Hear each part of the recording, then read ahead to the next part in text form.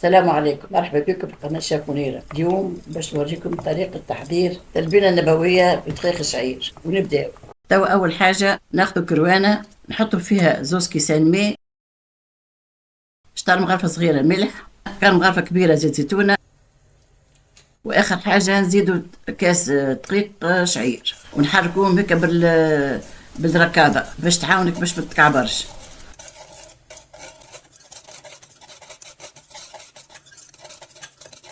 وتوا كي القهوة بدات تيباس ناخذ مغرفة متاع العصيدة ونبداو نثردو فيها كيما هكا.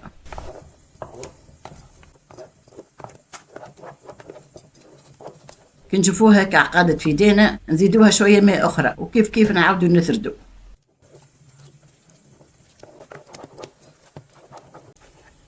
حتى نتحصلوا على القوام هذا، معناها طابت. وفي الاخر نطفي على الغاز، نزيدو شوية أخرى زيت ونخلطوه كل مع بعضها.